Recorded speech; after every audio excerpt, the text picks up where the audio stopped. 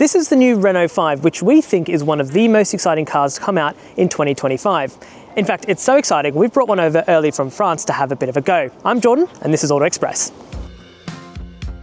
So this Renault 5 is a B-segment super mini, which means that it has rivals kind of like the Vauxhall Corsa-E and the Mini Cooper, but it's a hell of a lot cheaper than Mini Cooper. Trust me, we'll get back to that in a little bit. But for now, let's talk about the design, because that's really what this car's main USP is for the moment. Now, for those who don't know, the Renault 5 was actually a classic from the mid-80s, and it's been reinterpreted here in a sort of modern style. As you can see, it's a 5-door car, but despite being a little bit wider and a little bit taller than a traditional super mini, it's actually still just under 4 meters long, so it's perfect for those urban sprawls.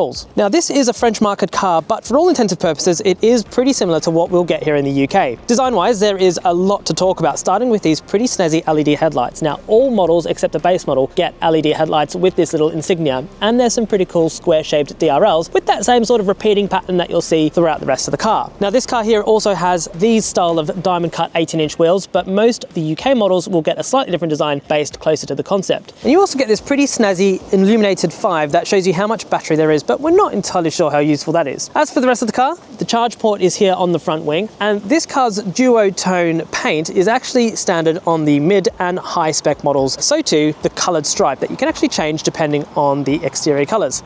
Around the back, this is where the car arguably has its biggest connection to the original. These upright taillights are really cool, and not only are they LED, but they're also kind of three-dimensional and sit without a traditional casing. The overall design, although it is based on the 5, actually has more to do with the Renault 5 Turbo, and a lot of that has to do with those flared arches. That's why it's kind of wider than a standard Super Mini, and it's got these little vents here on the side by the taillights to kind of give you that vibe. Now, strangely, the Renault script is only available on the mid and top spec, but the 5 badge is everywhere, including the interior, like right here on the floor mats. Now, as for the rest of the interior though, Renault's had a little bit less of a direct link to the original for the overall design, and that is no bad thing, because this interior is incredibly modern for something of this sort of size and price point. Now, this specific car has the equivalent of our mid-spec trim and comes with a pretty funky seat design with this denim-like material. As for the interior tech, well, we've got 2 main displays as per lots of its rivals, with a 10.1-inch display on the touchscreen and then a further driver's display as well. Now, one of the best things about this infotainment system is the fact that it runs a native Google system, including Google Maps, which allows you to use the full Google Maps system for anything that you might want to find, restaurants or petrol stations or anything like that. Now, beyond this also does include a small line of AC controls, but as you can see here, there are still some physical buttons that allow you to change the temperature and also do your main bits and bobs, such as the fan speed and your defrost and demister settings. Now, one of the really swanky new features of the Renault 5 is the personal assistant called Renault, and it actually uses ChatGPT data to inform all of its answers and come up with some really clever ideas. Hey Renault, explain to me what's happening with the French Parliament right now. According to ChatGPT, currently the French Parliament is discussing several key reforms, including pension changes and economic policies. Debates are intense, reflecting differing views on the best path forward for the nation.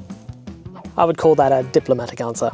Now, design-wise, remember we mentioned those 4 square daytime running lights? Well, they're actually here on the vents as well, although that is something that you'll find on the mid-spec and the top-spec cars. As for the tech that you'll actually use, well, it's pretty usable. It's not quite as slick in here as something like the modern Mini, but it is a little bit more user-friendly, especially because of these physical air conditioning controls and because of the general layout of the menu structure and the screen.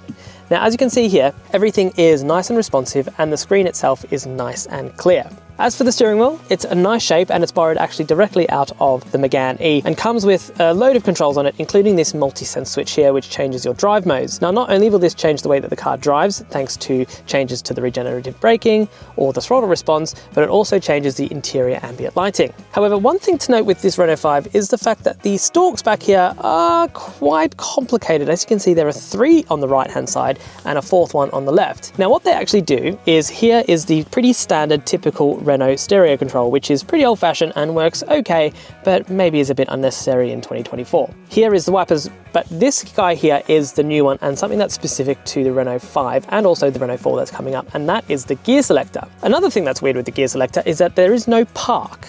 Instead, as you come up to a stop, you just need to put it back into neutral, which is one medium flick, and then put the handbrake on. And if you open the door, that effectively acts as park. Now, once you know that it does that, it's fine, but it takes you a few goes to do that. Another nice little feature here is actually that on top of the screen is some physical volume controls and an off switch for the screen. So if you've got a bit too much digital real estate all happening all at once, that's a nice, quick, easy way to switch that off. Now, the quality in here is pretty good, and there's some really cool touches like this padded dashboard. Now, this one here has that denim effect fabric, but on the top spec car, this is replaced for a fairly shiny sort of fake leather, which in my opinion kind of looks like a rolled loin of pork. But anyway, you make your own mind up. Outside of that though, also we've got some pretty scratchy plastics down here on the center console and also up here on the dash top, but overall things are good.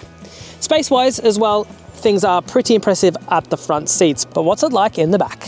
Headroom is pretty good, although it is worth mentioning that I'm only 5'7" on a good day. Knee room, however, is less good, although the flat floor does mean that there is some pretty good space for feet across the back. Now, overall though, it is a little dark in here. That has quite a lot to do with the fact that it's got fairly shallow windows and this dark colored roof lining. The quality as well is only average, as you get really the scratchiest of plastics back here. As you can see, there's nothing really soft touch. However, the seats are relatively comfortable. All in all, it's a pretty average experience. Not good, not bad. But what's the boot like? It is actually pretty good in here considering the class. It is definitely up on a comparative Mini Cooper, and it's about on par with something like a Vauxhall Corsa-E or a Peugeot E2008. Now, in terms of cable storage solutions, there's a pretty small spot here for a cable, but it's not the most elegant of ideas, mostly because you really have to cram it in there.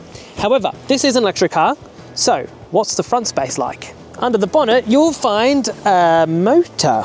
Now that's because due to the unique way that Renault built this car, there isn't really space for a frunk. And as you can see, it's pretty intensely packaged in here, so there's no real surprise there.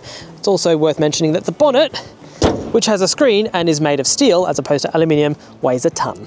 Now, I mentioned before that Renault are selling this car from just 23 grand, which is quite a lot less than the equivalent electric Mini.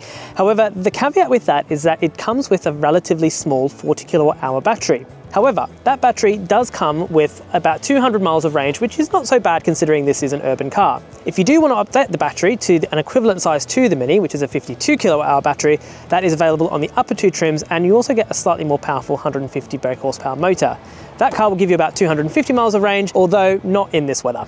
The Renault 5 is a pretty interesting nugget because it's mostly based around being comfortable and pretty refined. Now, the ride quality, despite the 18-inch wheels, is pretty good, and that's partly because Renault only fits these 18-inch size wheels across all models. Refinement is pretty good, although it can be a little bit blustery on the motorway, but remember, this is an urban car. Now, it's not particularly fun to drive in the same way as a Mini Cooper E or something like that, but then it's never really meant to be. Instead, this is a pretty comfortable urban cruiser that, at the end of the day, is designed to be easy to drive and accessible. If you are wanting something that's a bit sportier and a bit more rowdy, well, that's what the A290 is for, which is from Alpine. But as it stands, there's really no reason not to buy this car based on the way that it drives.